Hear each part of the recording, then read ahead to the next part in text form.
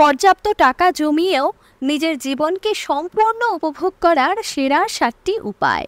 এর মধ্যে 3 এবং 7 নম্বর খুব খুব গুরুত্বপূর্ণ। নাম্বার 1, অনেকেই ভাবেন টাকা জমানো মানে কিপটেমি করা। এটা সম্পূর্ণ ভুল ধারণা।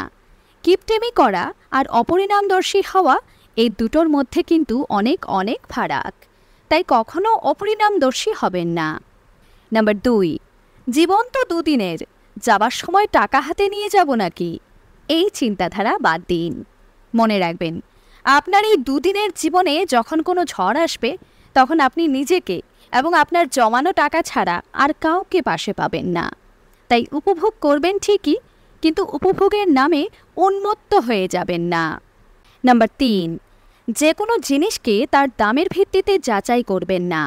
মনে রাখবেন, জায়গা বিশেষে দাম আলাদা আলাদা হয়।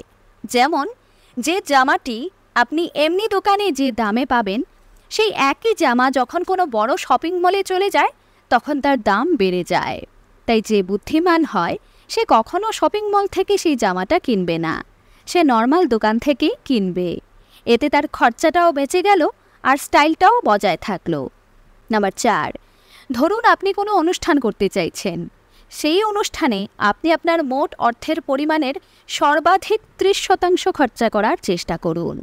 মনে রাখবেন, যারা বোকা হয় তারাই একমাত্র সঞ্চয়ের অর্ধেকের চেয়েও বেশি খরচা করে ফেলে।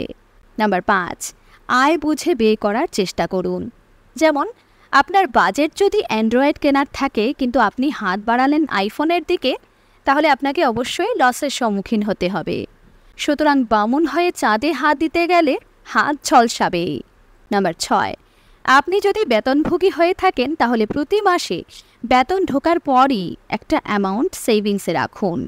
কোনো কিছুর বিনিময়ে এই নিয়ম ভাঙবেন না, এই অ্যামাউন্টের কথা ভুলে যান। নাম্বার 7, কখনো খাওয়া দাওয়ার সাথে হিসেব করবেন না।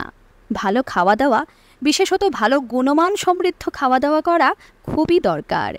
সেখানে আপনি টাকা বাঁচাতে গিয়ে যদি গুণমানের সাথে আপোস করেন তাহলে আপনার শারীরিক অসুস্থতা আপনাকে দ্বিগুণ টাকা খরচা করাবে। আমার সাথে কারা কারা একমত অবশ্যই লিখে জানাবেন।